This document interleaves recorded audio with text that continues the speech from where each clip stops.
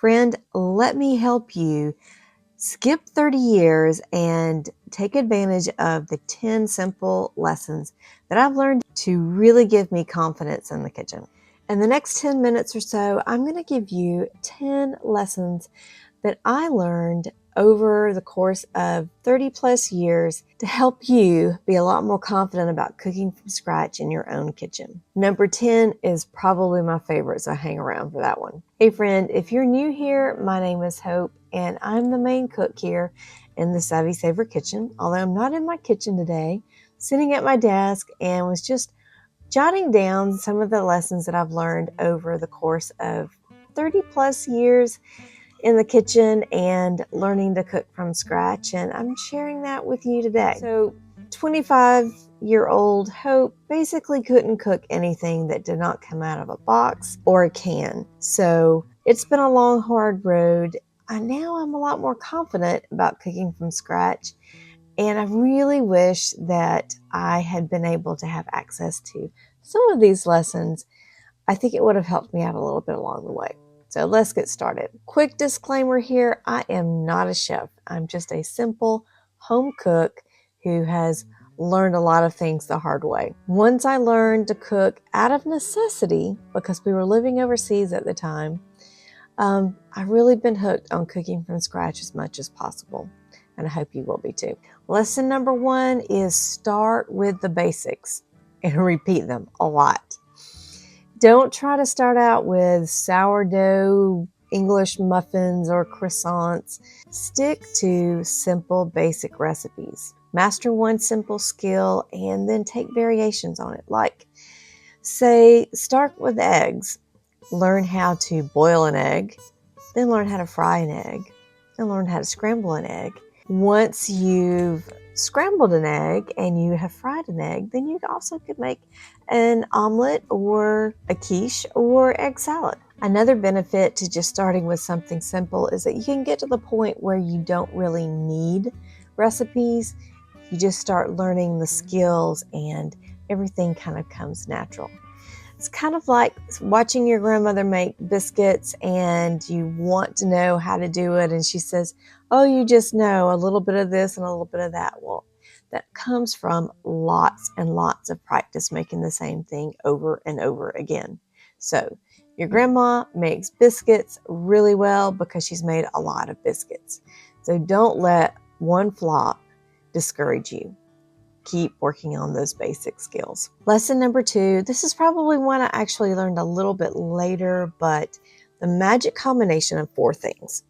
When you are trying to make a marinade or a dressing or a sauce, think about 4 simple things. You want salt, you want a fat, you want an acid, and you want a sweet. Your salt is obviously going to be salt, or it could be soy sauce or something that is salty.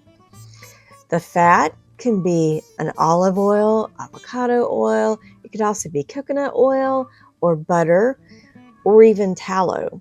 Your acid could be a white wine vinegar. It could be an apple cider vinegar. It could be lemon juice. There are lots of different acids that you can use. And then there's the sweet.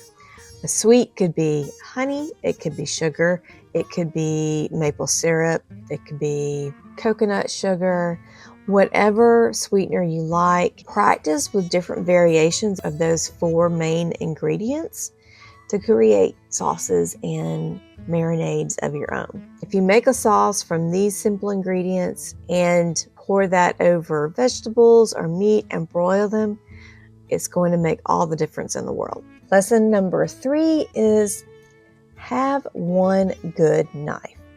You know, those big, huge wood contraptions that everybody's tempted to register for when they get married or when you're setting up your first kitchen. Looks nice sitting on the counter, but the reality is you're probably only going to use 1 or maybe 2 of the knives in that whole set. So don't waste a lot of time, space, and money on acquiring a whole lot of knives.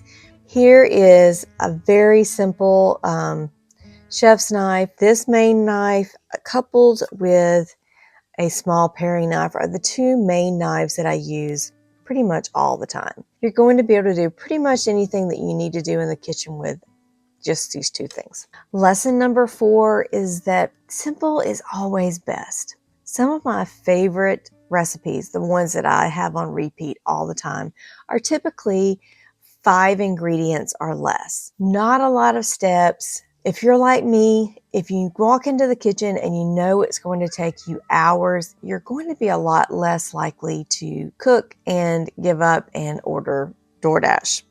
I don't want to see you doing that. So keep to simple recipes.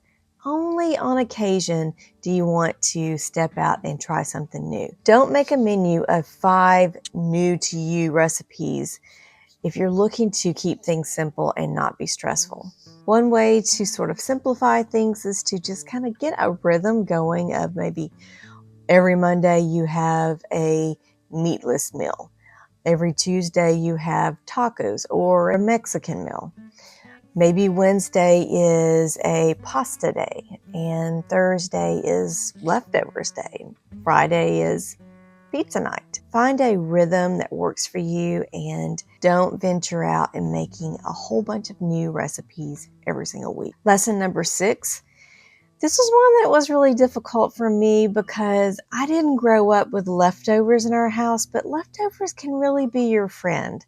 Take advantage of making extra rice on a day when you have a meal that has rice. Having rice on hand is a good base to another meal, especially for a quick lunch. Stir fry a protein and some vegetables and you have another meal. Also, take advantage of all those little bits and pieces of vegetables that you have left over from things during the week. If you have a pizza night later in the week or maybe a salad night and you've kept little bits and pieces of different kinds of vegetables or just various scrap cheeses and things like that, use those little bits, especially as we become empty nesters. It is really easy to just cook for 2 people by using little bits. Lesson number 6 is homemade staples taste better and pretty much always because it's going to save you money. Think about a fresh loaf of bread, which is going to cost you less than $1. Homemade tortillas, which are always inexpensive and incredibly good. The first time I made homemade tortillas when my kids were small, we all said, why on earth did we buy those things in the grocery store? These are so much better. They definitely are better. It just takes a little time, but oh, the taste is so worth it. Another easy staple that saves you a lot of money is to make homemade bone broth. Anytime you are roasting a chicken or even pick up a rotisserie chicken someplace, save the carcass, throw it in a pot of water and let it simmer for like 24 hours. Add some vegetables to it and your favorite spices, and you will have the most delicious tasting bone broth to use in recipes or to create a soup from later on. Also, another reason to have homemade bone broth around is for battling any kind of sickness. Bone broth is so nourishing and wonderful thing, especially in the winter months to have on hand. Number 7, and this is a difficult one for us, especially in the States when we're used to being able to get whatever we want, whenever we want it. And that is to remember that seasonal foods are always going to be less expensive and are going to taste better. So think about summertime strawberries versus strawberries that you might find in the grocery store in December. The summertime strawberries are going to be cheaper and they're going to taste so much better. Also think about apples. I just had one a couple of days ago that was not so good.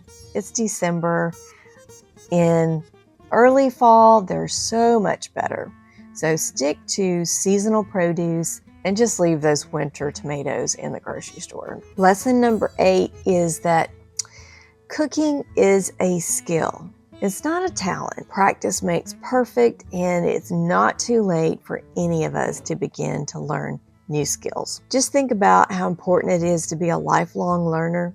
That includes in the kitchen as well. Number 9 is, and this is really important to remember, food is about connection. It's not about perfection. So what if a meal flops, something doesn't turn out, or the potatoes burn? When the company is good, it doesn't really matter what's on the table. It's just about the fellowship and enjoying the time together. Whether that's just you and your spouse, or you and kiddos, or special guest. Everybody just loves the company. The food is really all about the effort. And then number 10, and this is the one that I'm really working on a little bit more myself right now because it really simplifies things, and that is your pantry is your foundation. Having a well-stocked pantry with the basics, rice, pasta, flour, oils, vinegars, and your favorite spices are going to help you be prepared on the fly to create a meal without it being stressful.